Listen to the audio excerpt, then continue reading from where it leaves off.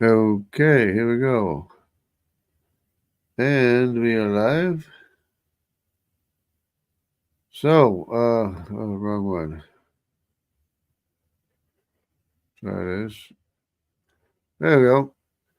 So, I want to do a remake of my Kindle book, which is highly improved. And I turned down the volume a little bit, so hopefully it's not making that much noise when I play it. Anyways, here it is. Let's do the present. Where are we? We'll go here. Let's go like that. And where are we going? Over here. Okay. All right. So we go here. Identifying human DNA relationships. Remember, DNA is absolute. DNA is absolute. I mean, it could be like a little deviation one way or another, but as far as the Y chromosome and the mtDNA, the mitochondrial lineage of the maternal lineage, it's, I mean, you can't argue with it. I mean, it is what it is, and it's a real useful tool for us creationists here. So let's go ahead with it without too much going, too many problems. Let me see what I got here. Voice settings. I got it on the male voice setting. Okay, and it's going a little bit faster, so won't take up so much time, everybody's time. So let's go. Let's play. Hopefully it's not making noise. And I can't see if it is because I can't see the chat. Identifying human DNA relationships. Y chromosome and mtDNA haplogroups form ancient lineages identifying where and who everyone came from. Known human history. The study of ancient civilizations is a very important part of knowing who we all are. Ancient sources give us a glimpse into what life was like and what the challenges were. There were clearly many challenges since there was always some ruler attempting to achieve dominance over all the people. Even so, life was able to take place not too dissimilar from our own lives, even going off to school. To be clear, we are not so different from each other. We are actually closely related to each other. Still, each of us has a single paternal lineage and a single maternal lineage that can be traced back to its origin. We humans have 3 main paternal lineage groups and we also have 3 main maternal lineage groups. The paternal haplogroup lineages are traced by way of the non-recombinant male Y chromosome and the maternal haplogroup lineages are traced by way of the non-recombinant mitochondrial DNA of the mother. So, we have 3 groups of paternal ancestors, and we have 3 groups of maternal ancestors. For the paternal haplogroup ancestor lineages, its ABC D and E is one group, F, G, H, I, and J is the other group, and K, L, M, N, O, P, Q, R, S, and T is the remaining group. The maternal haplogroup ancestor lineages are L, M, and N along with additional subdivisions. There's a little genetic confusion as to which group comes first. In the paternal ancestry, they have the African group first as the most original genome, then the Semitic group, and then they have the Eurasian group as the youngest, least original group. But with the mitochondrial lineage, they have the African group first, then the Eurasian group next, and they the Semitic group as the last. This doesn't make sense for the ethnicity of the maternal lineages not to match the ethnicity of the paternal lineages. It's not a problem if all the lineages existed at the same time. It is a problem if it is purported to be a progression of lineages as in the out of Africa claim. You can't have Africans producing Semitic males along with Eurasian females who in turn somehow produce Eurasian males along with Semitic females. This is nonsense number 1. This is crackpot science. There are other problems as well. They have the Neanderthal and the Denisovans as being archaic humans which are said to precede the African lineages. The problem with that is that Neanderthals and Denisovans are both found in Eurasia, not Africa. Another problem is that Neanderthals have more in common with Eurasians, especially Asians, and not Africans. Then the big elephant in the room is that all the ancient civilizations are all contemporaneous with each other to begin with. Before I explain how the ordering is a problem, I need to highlight and show what we can easily verify. There is one human haplogroup lineage that we can positively identify. The priests of Israel were all supposed to be directly paternally descended from Aaron of the tribe of Levi. Accurate genealogy is very important to the Israelites and to our investigation. The mandate was for every descendant of Aaron to tell each of their male offspring that they were the only legitimately designated priests of Israel. No one else was allowed to make this claim of Aaronic priesthood. It turns out that among everyone claiming to be a direct paternal descendant of Aaron, almost half have a marker called the Cohen modal haplotype. It's J1P58. No other haplotype even comes close to being a direct descendant of Moses' brother Aaron. Not the J2, not the I1 or I2, not the EG or Q. Or T. The positive identification of the Cohen modal haplotype is key to understanding who's who. It identifies the descendants of Aaron, the tribe of Levi, the sons of Jacob and the descendants of Abraham, which includes both Jews and Arabs. It distinguishes the Hebrews and descendants of Abraham from all the other Semitic people such as the Elamites, Assyrians, Arameans, and Lydians, which are all the other original ancient Semitic civilizations. It identifies all the Semitic civilizations as being of the haplogroups F, G, H, I, and J. We should already know that the African haplogroups are A, B, and E. The C haplogroup is found almost exclusively in Eurasia, especially Eastern Asia. The D haplogroup is found in Asia, although it is also found in and near Africa. The most intriguing thing concerns specifically the C paternal haplogroup. A, B, and E are found in Africa, while C is exclusive to Eastern Asia for the most part. The interesting thing about C is that it shares an SNP marker with everyone who is not African. Those who subscribe to the out of Africa theory suggest that the C paternal haplogroup is the ancestor of everyone outside of Africa. This is a claim that the African civilizations gave rise to all the other civilizations that are contemporaneous with them. The problem is that the Lydians, Arameans, Assyrians, Elamites, Hebrews, and Arabs all existed at the same time as Egypt and Kush. All the Eurasian civilizations also existed at that time. We can't assume the conclusion of Africans being the oldest lineages when all the ancient civilizations existed at the same time. There were the ancient inhabitants of Italy, the Thracians of Greece, Siberians, Asians, Medes, Gomer in Europe and India, and the Javan Mediterranean Sea people in the known cities of Elisha, Dodon, and Kittim and Tarshish. All of these existed at the time Egypt existed, so there are a lot of things not adding up very well. SNP genetic markers. There are genetic markers that tie the three main paternal groups together. They are referred to as single nucleotide polymorphisms or SNP markers. The SNP marker that ties the Africans with the rest of the world is called the CF-XDE marker. This is a marker that the C haplogroup has while all other Africans do not have it, not even the D or E haplogroups have it. The C haplogroup is the one found almost exclusively in Eastern Asia, although it also went into Europe and as far as the Americas, the Pacific Islands and Australia. Of course, the paternal haplogroup lettering assumes an out-of-Africa scenario. This is the reason why it begins via haplogroup with Africans, but it's just wrong to assume that the Africans produced everyone else when they all existed at the same time. There is also reason to believe that the African lineages are the youngest and least original of them all. We need to find a scenario that fits all the migration patterns in history and all the historical records. The SNP marker that ties the Semitic populations with the Eurasians is called the IJK SNP marker. Remember that J is the haplogroup that has been positively identified as the descendants of Abraham, who in turn is descended from Eber, of the Hebrews, and Arphaxad. The question would be why they all share a marker with Eurasians. Again, it's not that Eurasians descended from them, because that's just silly science. Eurasians had been around just as long or longer than the Semitic nations previously mentioned. These SNP markers are a big deal since it is absolute genetic evidence. We need to be sure that we understand what is going on here. Did all the ancient civilizations exist at the same time, or did one group of Africans produce Semitics, with Eurasian females, which in turn produced Eurasians, with Semitic females? That claim would mean that the African L maternal mitochondrial DNA produced the Eurasian maternal mitochondrial DNA group first, with Semitic males, which then produced the Semitic maternal mitochondrial DNA group last, with Eurasian males. This is a fatal flaw, also keeping in mind that Neanderthals have more in common with Eurasians than Africans, which totally destroys the out-of-Africa scenario. We need to rely on written ancient historical texts. All the ancient civilizations existed at the same time. They have many separate records of the same events. We need a coherent explanation of what happened that fits perfectly with known human history. We know each and every original ancient civilization because we have records of them all, and each one of them has an identifying haplogroup designation. The only way that they can all exist at the same time while having SNP markers that tie them together is if the ordering of the paternal haplogroups is all wrong. There must be a way to fit everything perfectly, because it is genetics that we are talking about. Genetics doesn't lie. What if the Abrahamic ancestor that has the IJK SNP marker was the oldest son of the Semitic common ancestor, Shem, who was also the brother of the Eurasian common ancestor, Japheth? This oldest Semitic son of Shem, Arphaxad, can share a marker with his uncle Japheth. That is entirely possible. Now what if the marker was lost when Arphaxad's brother Elam of the Elamites was born while still retaining another HIJK SNP marker? That is entirely possible. What if Ashur, the Assyrian ancestor, lost the previous marker when he was born with another GHIJK SNP marker? What if Aram, the ancestor of the Arameans, lost the previous marker when he was born retaining yet another FGHIJK SNP marker?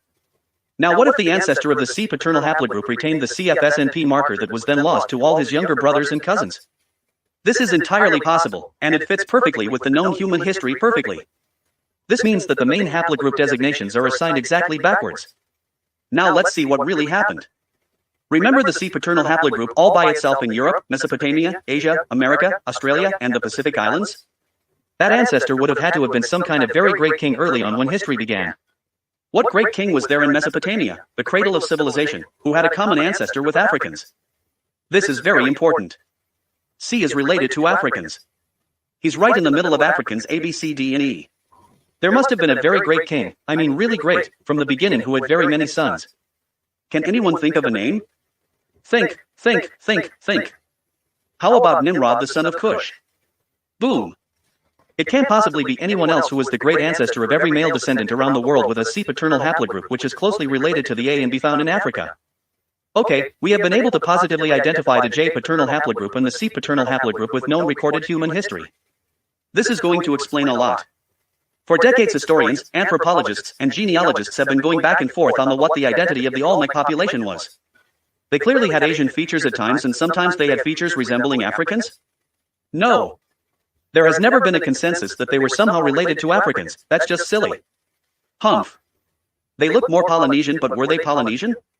Well, in America the main paternal haplogroups are Q and C3. The Polynesians have the C2 paternal haplogroup. This means that the Olmecs could easily have shared the same common ancestor Nimrod with Polynesians, giving them a similar appearance. You think? Identifying the northern Eurasian nations. Everything has to fit perfectly since we are dealing with genetic evidence. We have an isolated Hamitic king with unique Y DNA in Mesopotamia early on whose father is Cush, and there is an extensive signature of his Y DNA throughout the area and beyond. We have the Cohen modal haplotype identifying the oldest Semitic lineage IJ. The I haplogroup is included with J since they too share the IJK marker of the great-uncle Japheth, who is the ancestor of all Eurasians. This ancestor produced 7 civilizations known as the Northern Nations, which are all under the KSNP marker, absent the IJK-SNP marker, which includes the KLMNOPQRS and T haplogroup designations. These are the 7 nations north of Mesopotamia. They have been named as Tubal of early Italy, K, Tiras of the Thracians of early northern Greece, L, Meshech in Siberia, N, Magog in East Asia, O, Made of the Medes, PQ, Gomer of Europe and northern India, R, and Javan of the Mediterranean as stated earlier, T. M and S are closely associated, and they are closely associated with the K haplogroup of Tubal also in the same area of South Asia. Some lineages separated so long ago that they have become separate lineages. The M and S, for example, are from 2 sides of the same island of Papua New Guinea, while the K is from the surrounding area nearby and in Australia. They probably all belong to the same original K haplogroup. The other paternal haplogroups nearby are the Hamitic C2 and C4 of Nimrod, so it's safe to say that the M and S belong to the Eurasian K haplogroup. This is basically all of the northern nations and their migrations. One of the nations that traveled far and wide was the Medes. There is an interesting story told of Madai, the ancestor of the Medes. He asked to marry one of the daughters of Shem. That would be one of the daughters who was under the Semitic N designation of maternal mitochondrial DNA. This means that everywhere the Medes went, there was a Semitic mtDNA lineage that followed them. In America, it is the AMTDNA haplogroup. In Europe, it is X and W. These letter designations can be quite confusing. The AX and W mtDNA lineages are from the same root lineage. In America, the mtDNA haplogroup lineages are A, B, C, and D. The AMTDNA lineage is Semitic. The BMT-mtDNA haplogroup is another separate Semitic lineage from the Middle East, clearly not the same daughter of Shem who married Madai. It may have crossed the Pacific to reach the Americas. The C and D mtDNA haplogroups are Eurasian from the daughters of Japheth. Another interesting thing is that 95% of Western European maternal mtDNA is Semitic. The Eurasian mtDNA haplogroup is more toward the east side of India and in the north in Siberia, while the African L haplogroup mtDNA is almost exclusively in Africa except for later migrations. It's rather obvious that while Japheth had many sons, he must not have very many daughters. Identifying the Semitic nations. Arphaxad with the IJK-SNP marker is the oldest son of Shem. Arphaxad is the ancestor of all Hebrews, Jews, and Arabs, and it's not so easy telling the difference at first glance. As mentioned, J1P58 is the Cohen modal haplotype identifier, and other lineages of J1 can be Arabic as well. J2 is probably Judaic in most cases, and the M172 designation is likely the descendants of the houses of Kings David and Solomon. The I1 and I2 haplogroups, of course, with the IJK-SNP marker are Abrahamic as well. If historical migrations are any indication, I1 is probably the tribe of Dan, naming everything Dan along the way, and I2 is probably the tribe of Asher according to their migration routes as far as northern Africa. The H paternal Y haplogroup is definitely the descendants of Elam. No doubt about that. The Elamite descendants migrated to India where they are known today as none other than Elamo-Dravidians. Who would have known?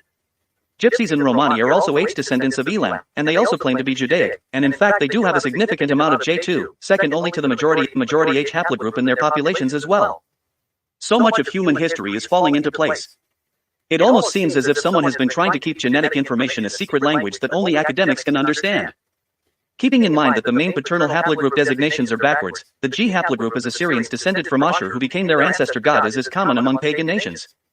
The descendants of Nimrod and Assyrians are closely linked. Together they are known as Sumerians. It's the same people of the same period. Sumerians are not prehistory. Abraham was a Sumerian from a Sumerian city called Ur. His father was a sculptor for Nimrod.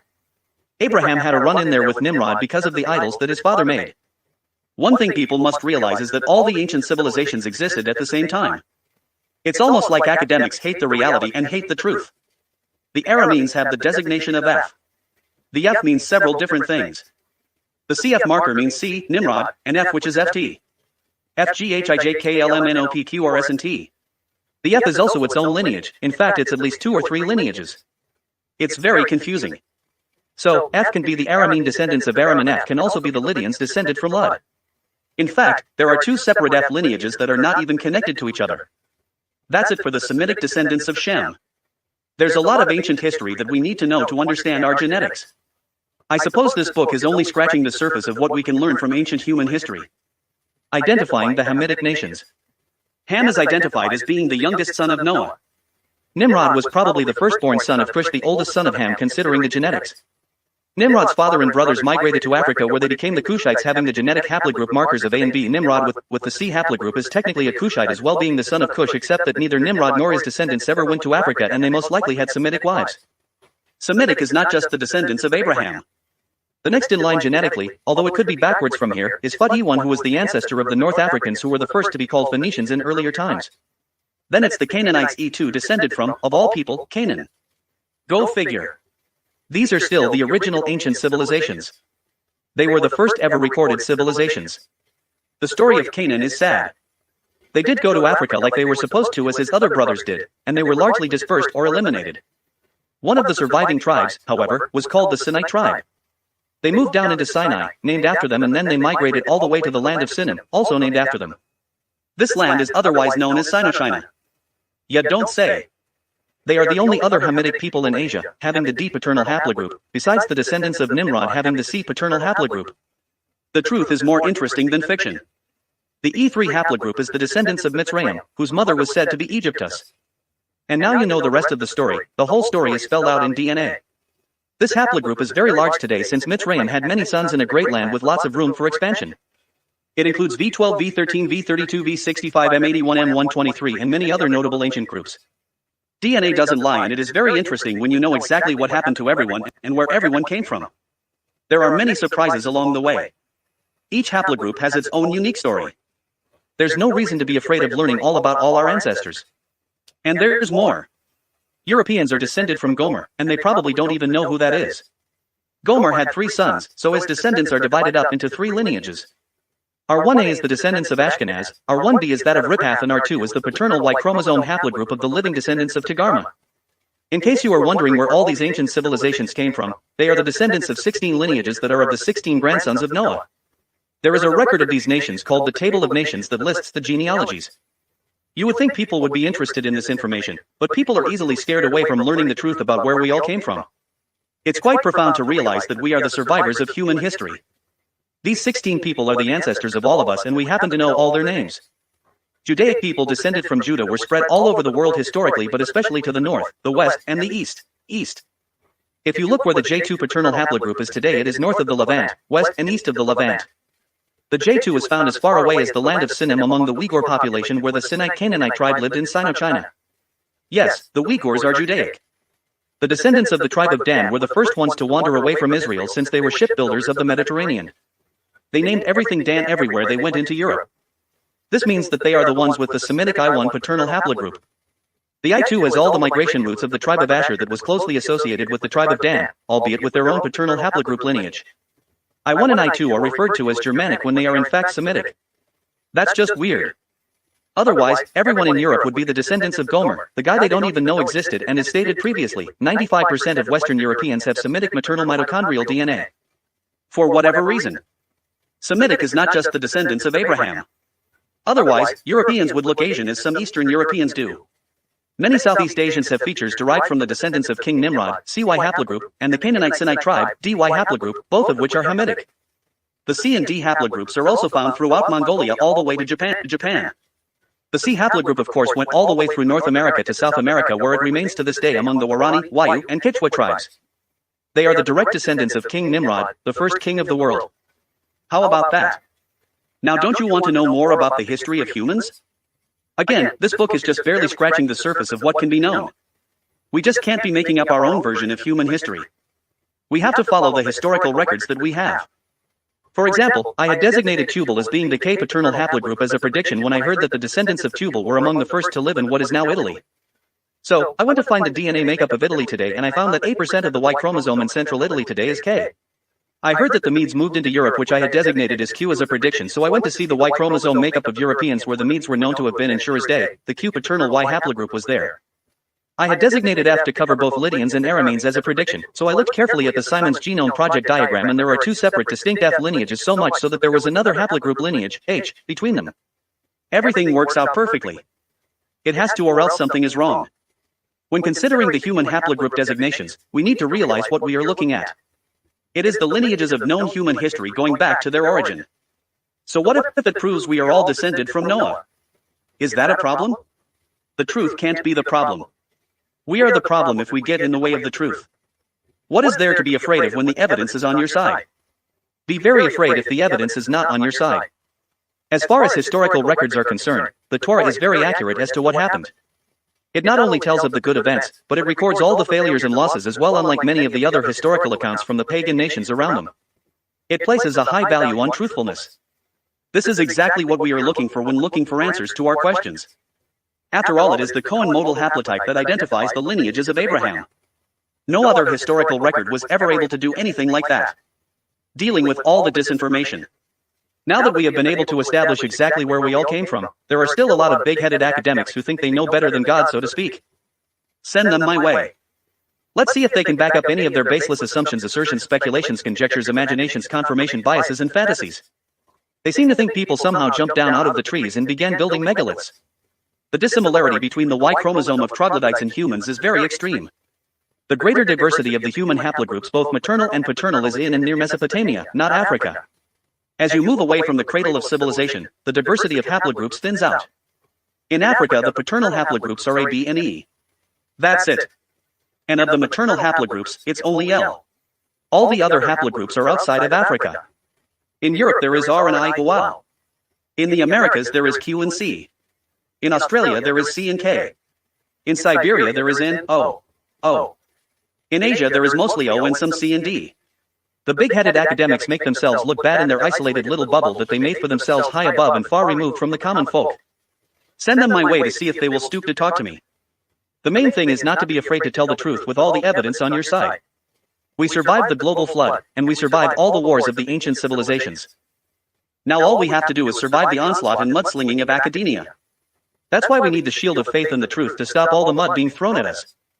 Did I mention that the continents broke apart in the days of Peleg about 100 years after the global flood? Yes, absolutely.